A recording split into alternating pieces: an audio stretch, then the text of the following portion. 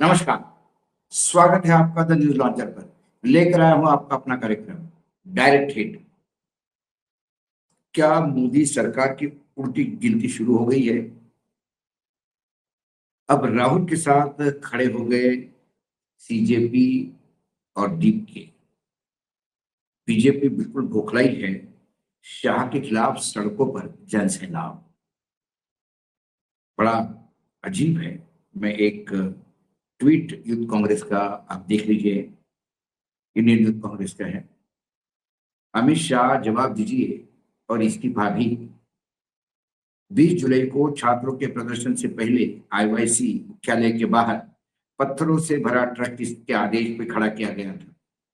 अगर प्रदर्शन की जानकारी पहले से थी तो उसी जगह ऐसा ट्रक क्यों लाया गया था? क्या यह महज सहयोग था या छात्रों और आईवाईसी को बदनाम करने की सोची समझी साजिश? विभिन्न मीडिया रिपोर्ट में उठे इन गंभीर सवालों का जवाब देश मांग रहा है। इन्हीं सवालों और अमित शाह के इस्तीफे की मांग को लेकर आज आईवाईसी अध्यक्ष उदय भानु जी और यूथ कांग्रेस के कार्यकर्ताओं ने जोरदार प्रदर्शन किया। हमारी मांगे साफ है, अमित शाह इस्तीफा दो। पूरे प्रकरण की सुप्रीम कोर्ट की निगरानी में स्वतंत्र और निष्पक्ष जांच कराई जाए। और नीचे ये जनसैलाब देख सकते हैं आप, उदय भानु के जो आईवाईसी के चेयरमैन हैं उनके नेतृत्व में। आप ये वीडियो को देख लीजिए।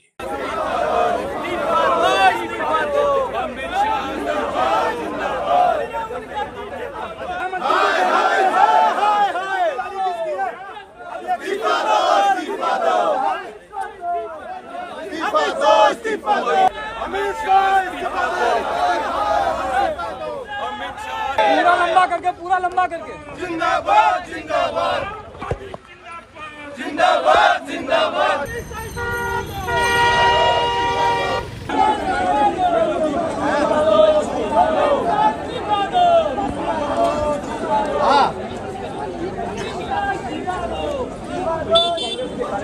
संघर्ष करो, हम तुम्हारे साथ हैं। संघर्ष करो, हम तुम्हारे साथ हैं। आगे बढ़ो, हम तुम्हारे साथ हैं। जिंदाबाद जिंदाबाद भैया, जिंदाबाद जिंदाबाद जिंदाबाद। हमारा नेता कैसा हो, हम तुम्हारे जैसा हो। जिंदाबाद जिंदाबाद जिंदाबाद जिंदाबाद जिंदाबाद जिंदाबाद जिंदाबाद। भैया आगे बढ़ो, आगे तुम्हारे साथ है। ऐसा ही एक और ट्वीट है जो वो भी यूथ कांग्रेस का ही है, वो भी आप देख लीजिए। फिर अपनी ओरिजिनल कहानी पे आते हैं। छात्र की आवाज को लाठी, आंसू गैस और रबर पेलेट से दबाया नहीं जा सकता। आज आईवाईसी अध्यक्ष उदय भानु जी के मौजूदगी में यूथ कांग्रेस कार्यकर्ताओं ने 20 जुलाई को दिल्ली में छात्रों पे हुई बर्बरता के विरोध में जोरदार प्रदर्शन किया। अगर शक्ति का दुरुपयोग हुआ तो उसकी जवाबदेही तय होकर रहेगी।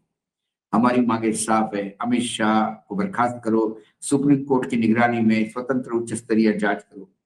छात्रों पर हुए हमलों के लिए जिम्मेदार लोगों को सजा मिलेगी, जवाबदेही तय होगी और न्याय सुनिश्चित किया जाएगा। अमित शाह मस्ट गो करके ऊपर बैनर है और आप देख लीजिए। ये फिर एक वीडियो अटैच कर रहे हैं, इसके साथ दिखाई देता है।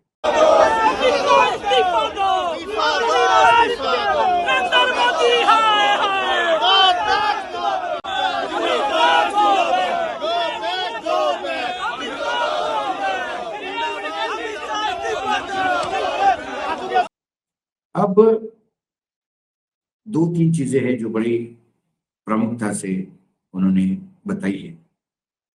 उसमें यह है कि सीजेपी जो कॉकरोच जनता पार्टी है ने भी अब अमित शाह का इस्तीफा मांगा है। राहुल गांधी का बयान का समर्थन किया तो बीजेपी ने भी पलटवार किया। कॉकरोच जनता पार्टी यानी सीजेपी के संस्थापक अभिजीत दीपके ने केंद्रीय गृह मंत्री अमित शाह के इस्तीफे की मांग की। दीपके का आरोप है कि संसद मार्च के दौरान छात्रों पर 20 जुलाई को हुई पुलिस का लाठीचार्ज और कार्रवाई अमित शाह के निर्दोषों पर की गई थी। महाराष्ट्र के छत्रपति संभाजीनगर में संवाददाताओं से बातचीत करते हुए, ये जो छत्रपति संभाजीनगर है इसका पुराना नाम औरंगाबाद था। महाराष्ट्र का मराठवाड़े का एपिसेंटर है। जो बड़े शहर है मुंबई, औरंगाबाद, नागपुर। विदर्भ में नागपुर, मराठवाड़ा में औरंगाबाद और मुंबई प्रांत अपने आप में, और फिर पश्चिम महाराष्ट्र में पुणे। तो औरंगाबाद जो अभी छत्रपति संभाजी नगर के नाम से जाना जाता है, उसका नया नाम रखा गया है, वहां के है दीप के। तो वहीं सब अपने घर जब पहुंचे तो संवाददाताओं से बातचीत करते हुए दीपके ने कांग्रेस नेता राहुल गांधी का बयान का समर्थन किया। एक दिन पहले राहुल गांधी ने भी गृह मंत्री पर इस कार्रवाई के आदेश देने का आरोप लगाते हुए उनके इस्तीफे की मांग की थी। अभिजीत दीपके ने कहा कि जिस तरह से प्रदर्शन कर रहे छात्रों पर हमला किया गया, उनका खून बहाया गया, वह अमित शाह के आदेश के बिना संभव नहीं था। मैं भी राहुल गांधी की बात से सहमत हूं और मानता हूं कि उन्हें अमित शाह को इस्तीफा दे देना चाहिए। सीजेपी पर लग रहे विदेशी फंडिंग के आरोपों को खारिज करते हुए दीपके ने गृह मंत्रालय की कार्य प्रणाली पर सवाल उठाए। उन्होंने कहा, अगर अमित शाह के गृह मंत्री रहते हुए भी हमें विदेशी फंडिंग मिल रही है तो यह उनकी विफलताएं है। ऐसे में आप किस तरह के चाणक्य है, इस आधार पर भी उन्हें पद छोड़ देना चाहिए। दीपके ने दिल्ली पुलिस पर साजिश रचने का आरोप लगाते हुए दावा किया कि 20 जुलाई को जंतर मंतर पर पुलिस खुद पत्थरों से भरा ट्रक और एक क्षतिग्रस्त वाहन लेकर आई थी ताकि प्रदर्शनकारियों के खिलाफ कार्यवाही को सही ठहराया जा सके। उन्होंने कहा कि दिल्ली पुलिस ने खुद पत्थरबाजी प्रायोजित की, भाजपा के गुंडे आए, पत्थर फेंके, सारा दोष छात्रों पर मढ़ा दिया जा रहा है। इसके अलावा दीपके ने आरोप लगाया कि भाजपा के लोग उन पर और उनके परिवार पर अपनी पार्टी में शामिल होने का दबाव बना रहे हैं तथा ऐसा न करने पर गंभीर परिणाम भुगतने की धमकियां दे रहे हैं। भाजपा नेता केशव उपाध्याय ने दीपक के बयानों पर पलटवार करते हुए कहा, यदि उन्हें राहुल गांधी की ही लाइन पर चलना है तो उन्हें कांग्रेस में शामिल हो जाना चाहिए। भाजपा ने दीपके और उनके परिवार को धमकी दिए जाने के दावों को सिरे से खारिज किया। उपाध्याय ने कहा कि दीप के एक प्रदर्शन का चेहरा थे। भाजपा सरकार ने पेपर लीक के खिलाफ कानून लाकर केंद्रीय शिक्षा मंत्री यानी धर्मेंद्र प्रधान का इस्तीफा स्वीकार कर उनकी मांगों को माना है। उन्हें इसका सम्मान करना चाहिए ताकि वे राजनीति कर रहे हैं। लोकसभा में एंटी पेपर लीक बिल पर बहस के दौरान विपक्ष के नेता राहुल गांधी ने गृह मंत्री अमित शाह पर गंभीर आरोप लगाए। राहुल गांधी ने दावा किया कि 20 जुलाई को छात्रों पर पेलेट गन चलाने या बल प्रयोग करने का आदेश गृह मंत्री ने दिया था या फिर वे इससे अनजान थे। उन्होंने कहा कि यदि गृह मंत्री को इसकी जानकारी नहीं थी तो वो यह उनकी अक्षमता है। सीजेपी के मुख्य प्रवक्ता जो स्पोक्स पर्सन है सौरभ दास ने राहुल गांधी के आरोपों का समर्थन करते हुए सोशल मीडिया एक्स पर कहा कि गृह मंत्री को तुरंत जवाब देना चाहिए और उनकी जवाबदेही तय होनी चाहिए। दास ने कहा, एक छात्रा ने गृह मंत्री के आदेश के कारण हमेशा के लिए अपनी आंखों की रोशनी खो दी है। इसके पहले सीजेपी के संस्थापक अभिजीत दीपके ने प्रधानमंत्री नरेंद्र मोदी को के युवाओं को संबोधित करने वाले इंस्टाग्राम वीडियो पर तंज कसते हुए कहा, प्रधानमंत्री को पद छोड़कर इन्फ्लुएंसर बनना चाहिए। अगर वे इतने अच्छे इन्फ्लुएंसर है तो उन्हें प्रधानमंत्री की कुर्सी छोड़ देनी चाहिए और किसी और को ये काम करने देना चाहिए। लोकसभा में पारित एंटी पेपर बिल पर दीपके ने कहा कि जब तक इसे लागू करने वाले की नीयत साफ नहीं होगी तब तक केवल कानून बनाने से कोई बदलाव नहीं आएगा। उन्होंने उदाहरण देते हुए कहा कि 3 दिन पहले फास्ट ट्रैक कोर्ट का वादा किया गया था, लेकिन सीबीआई वकील के न आने के कारण पहले ही दिन सुनवाई टल गई। भाजपा सांसद कंगना रनौत ने जैन जी पर की गई टिप्पणी पर दीपके ने उन्हें पार्ट टाइम राजनीतिज्ञ करार देते हुए विस्तृत टिप्पणी करने से इनकार कर दिया।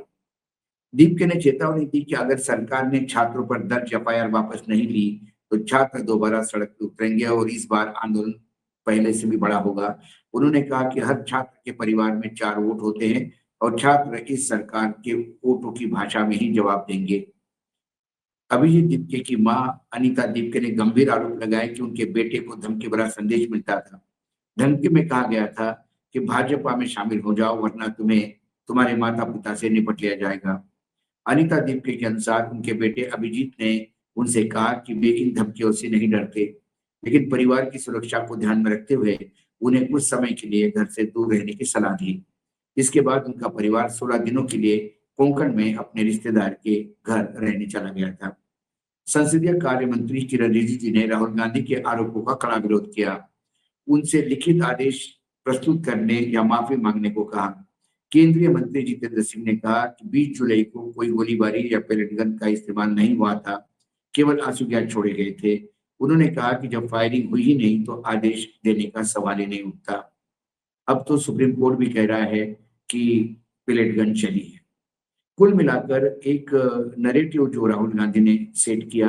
सबसे पहले राहुल गांधी जी ने एक पत्र लिखा और पत्र लिखकर कहा कि प्रधानमंत्री को कि इसकी जवाबदेही जो बच्चों पे हुआ बर्बरतापूर्ण व्यवहार की जवाबदेही तय होनी चाहिए और गृह मंत्री का इस्तीफा देना चाहिए।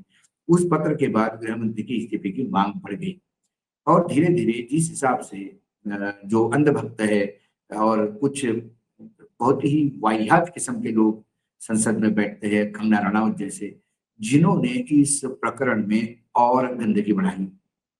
छात्र राजनीति नहीं करते, ना जैन जी को राजनीति से लेना देना है, लेकिन जब धर्मेंद्र प्रधान का इस्तीफा हो गया और वो चुपचाप सदन में आते, सदन चलता, जैन जी कहते कि चलो ठीक है, आगे पीछे केस भी खत्म हो जाएंगे।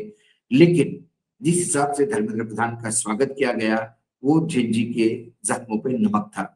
उसके बाद जो कंगना रनावत जैसे वाचाल टाइप के लोग हैं, उन्होंने उनको गटर कहा, क्या क्या नहीं कहा। एक बहुत ही वाहियात टिप्पणी एक पुराने संजीव से केरल से आई, उनके खिलाफ तो एक मुकदमा भी दर्ज हो गया। लेकिन ये उस मानसिकता को दर्शाता है कि कहीं ना कहीं ये बताया जाता है कि भाई आदेश बता दीजिए। अब जब गृह मंत्री के लाठीचार्ज की बात आ गई तो आदेश बता दीजिए, तो ये बात तो मुलायम सिंह के ऊपर भी लागू होती है। आप मुलायम सिंह का आदेश बता दीजिए जिन्होंने कार सेवकों पे गोलियां चलाई थी। एक आदेश इंदिरा गांधी का बता दीजिए जिसमें उन्होंने आपातकाल लागू करने की बात कही थी। आदेश लीजिए, लेकिन इंदिरा गांधी आपातकाल के दायित्व से मुक्त नहीं हो सकती, मुलायम सिंह फायरिंग से मुक्त नहीं हो सकते। वैसे इस लाठीचार्ज और बर्बरतापूर्ण व्यवहार से अमित शाह भी बरी नहीं हो सकते। कुल मिलाकर धीरे धीरे पूरे देश में एक अमित शाह के खिलाफ एक वातावरण बनता चला रहा है। जब तक सरकार चुप्पी साधे बैठेगी और सरकार यदि सोचती है कि इसको बड़े दमनता के साथ इसको फिर से दबा दिया जाएगा, तो हो सकता है एक विस्फोट की तैयारी हो रही है। कुल मिलाकर सरकार के लिए यही अच्छी बात है, जो कम से कम इतने साल राजनीतिक विश्लेषण करने के बाद मुझे समझ में आता है कि सरकार ने तुरंत जो हुआ, उस सुप्रीम कोर्ट ने भी कहा गलत हुआ। आप कहते हैं कि इसके लिए गृह मंत्री होने के नाते मैं जिम्मेदारी लेता हूं, मैं माफी मांगता हूं और एक इंक्वायरी ऑर्डर करके दोषी अधिकारियों के खिलाफ कार्रवाई करने का कम से कम आश्वासन दे तो ये मामला थम जाता है। लेकिन यदि इसको यही वाचाल लोग लगातार इन बच्चों से फ्रंट खोलने की बात करेंगे, इन बच्चों के घर जाके बजरंग दल और बाकी जैसे जो गुंडाई करने वाले लोग हैं, जो बच्चों को घर में धमकाएंगे, तो इसका विस्फोट होगा। और वर्तमान में हम भी चाहते हैं कि देश में जो भी चेंजेस हो वो बाकायदा लोकतांत्रिक तरीके से होने चाहिए। हम बिल्कुल देश में किसी टाइप का कोई उद्रेक नहीं देखना चाहता है, लेकिन फिर सरकार को चाहिए कि वो इसे हैंडल करे। आज डायरेक्ट हिट में इतना ही, कल फिर आता हूँ किसी विषय के साथ। तब तक के लिए नमस्कार, देखते रहिए न्यूज़ लॉन्च।